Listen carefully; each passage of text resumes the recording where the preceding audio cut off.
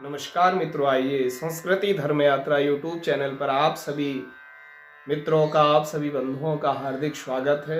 तो आइए आज हम आपको इस वीडियो के माध्यम से नूतन संवत्सर का फल श्रवण कराएंगे और चंद्रमा किन किन राशियों में और किन किन नक्षत्रों में किन किन जातकों को पैठ है, अपैठ है, अनुकूल है, प्रतिकूल है, और संक्रांति किसके बाएं पैर में गई है, दाहिने पैर में गई है, बाएं हाथ में गई है, सिर में गई है, मुख में गई है। तो ये सब जानकारी हम आपको इस वीडियो में प्राप्त कराएंगे, तो आप इस वीडियो को पूरा अवश्य देखिएगा। तो मित्रों, आप सभी बंधुओं को हिंदू नववर्ष की और चैत्र नवरात्रि की हार्दिक शुभकामनाएं। तो मित्रों, हमें नूतन संवत्सर के दिन संवत्सर का फल अवश्य श्रवण करना चाहिए। तो इस वर्ष का जो संवत्सर है, संवत्सर का जो नाम है वह कालयुक्त है, और जैसा यह संवत्सर है वैसा ही इसका फल भी है। इस वर्ष का जो राजा है वह मंगल है, क्योंकि जो नूतन वर्ष के प्रथम दिन में जो वार पड़ता है वह वर्ष भर का राजा होता है, और जो संक्रांति के दिन जो वार पड़ता है वह मंत्री होता है। तो इस बार का जो राजा है वह मंगल है, और इस बार का मंत्री शनि है। और इस बार इस संवत्सर में पृथ्वी में अशांति की आशंकाएं बनी रहेंगी, दैवीय प्रकोपों का अत्यंत भय बना रहेगा, प्राकृतिक आपदाएं तथा जन धन की हानि होगी, अन्नोत्पादन सामान्य रूप से ठीक रहेगा, और शारदीय फसल पर्याप्त मात्रा में उत्पन्न होगी। कुछ भागों में प्राकृतिक प्रकोप के कारण कृषि की हानि होगी, अतिवृष्टि, कुछ भूभाग में अधिक बारिश होगी, भूस्खलन होगा, बादल फटने के कारण बाढ़ से जनधन की हानि होगी, और विश्व राजनीति में उथल पुथल का संयोग बना रहेगा। रक्षा क्षेत्र में भारत की कूटनीति अत्यंत सफल रहेगी। व्यापारिक तथा आर्थिक क्षेत्र में भारत देश बहुत ही प्रगति करेगा। विदेश नीति के कारण भारत का प्रभाव बढ़ेगा। इस वर्ष अग्नि भय, आग लगने के कारण प्रजा में भय, और भूकंप, आतंकवाद, दंगा पिसाद, सीमा पर तनाव की समस्याएं ये भी बनी रहेंगी, और अनेक प्रकार के रोगों में बढ़ोतरी होगी। महंगाई पर नियंत्रण करने में शासन विफल रहेगा, और भारत सरकार अनेक कल्याणकारी योजनाओं की घोषणा करेगी। देश में महंगाई और बेरोजगारी की समस्याएं बनी रहेंगी। विश्व भर में हर भूभाग में वाहन दुर्घटना, यान दुर्घटना से प्रजा में भय बना रहेगा। तो इस बार यह संवत्सर का फल है। भगवती से प्रार्थना करते हैं कि यह नूतन वर्ष आपके जीवन को मंगलमय बनाए, आप प्रसन्न रहें, खुश रहें, आरोग्यवान रहें, और माँ भगवती आपके परिवार को सदा प्रसन्न रखें और खुशियां प्रदान करें। आइए जानते हैं कि इस वर्ष किन राशि वाले जातकों को संक्रांति अपैठ है और किन को संवत्सर अपैठ है, और किन किन नक्षत्रों के जातकों के किस अंग में संक्रांति गई है और उसका क्या फल है। तो आप उसे श्रवण करें, और अपना नक्षत्र हम सबको ज्ञात होना चाहिए, तभी हम इस चीज़ को समझ पाएंगे।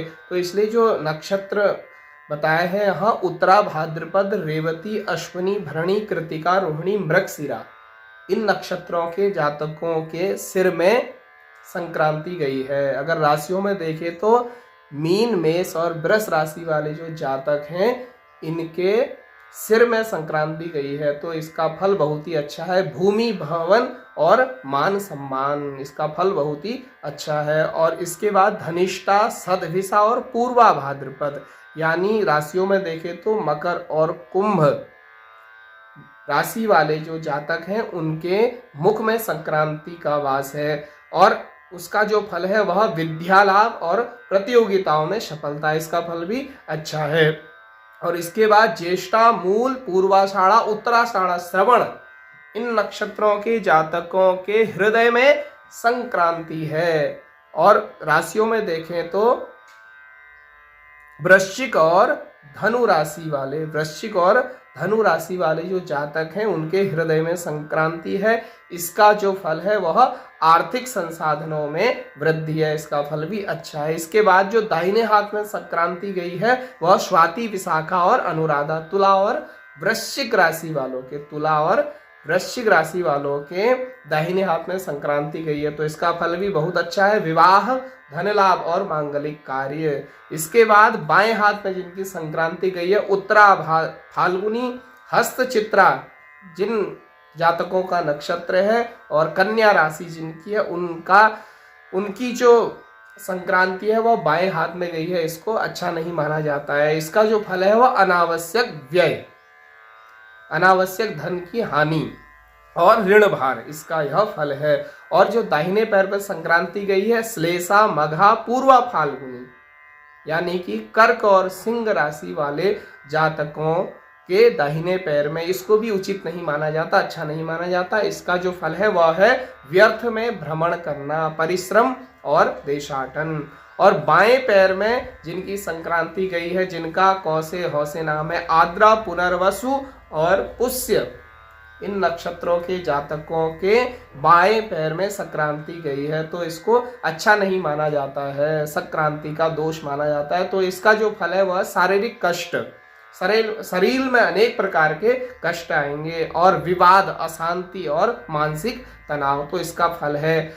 इन जातकों को जो आद्रा, पुनर्वसु, पुष्य जिनका नक्षत्र है, जिनकी कर्क और मिथुन राशि है, उनको विष्णु संक्रांति के दिन, संक्रांति के दिन उन जातकों को संक्रांति के दिन चांदी का पैर का दान करना चाहिए, दही का दान करना चाहिए, लाल वस्त्र का दान करना चाहिए, सफेद वस्त्र का, अन्न आदि का दान करने के बाद रुद्राभिषेक कराना चाहिए। और जिनके बाएं हाथ तथा दाहिने पैर में संक्रांति है, कन्या राशि, कर्क राशि, सिंह राशि वाले जातकों को भी सफेद वस्त्र का दान और अन्न का दान, सफेद वस्त्र का दान और रुद्राभिषेक अवश्य कराना चाहिए, नहीं तो संक्रांति का दोष लगता है। तो इस प्रकार संक्रांति का जो फल है हमने अभी हर राशि में देखा। संवत्सर प्रतिपदा के दिन मीन राशि का चंद्रमा होने से मेष, सिंह, धनु राशि, जो मेष, सिंह, धनु राशि वाले जो जातक हैं उनको संवत्सर प्रतिकूल है, यानी कि संवत्सर अपेट है, चंद्र बल अशुद्ध है उनका। और 1 गते वैशाख के दिन मिथुन राशि का चंद्रमा होने से कर्क, वृश्चिक, मीन राशि के जातकों को चंद्रमा प्रतिकूल है, यानी अपेट है। तो इन जातकों को शांति के लिए रुद्राभिषेक, दुर्गा सप्तशती का पाठ, दुर्गा जी की आराधना तथा मोती का दान, चांदी का दान, चावल का दान, दही का दान, श्वेत वस्त्र, अन्न आदि का दान करना चाहिए। तो इस प्रकार मित्रों हमने संवत्सर का फल और संवत्सर अपेट, किसको पैठ है, किसको अपेट है और किसके बाएं पैर में गया, तो संपूर्ण जानकारी हमने इस वीडियो में सुनी। तो अगर आपको यह वीडियो अच्छी लगे तो आप संस्कृति धर्म यात्रा यूट्यूब चैनल को लाइक कीजिएगा, शेयर कीजिएगा, कमेंट करके बताइएगा कि आपको यह वीडियो कैसी लगी, क्योंकि अगर आप इस वीडियो को शेयर करेंगे तो यह जानकारी आपके मित्रों तक, आपके अन्य जो जानने वाले हैं उन तक पहुंच जाएगी। तो आप सभी को हिंदू नववर्ष की हार्दिक शुभकामनाएं। नमस्कार मित्रों।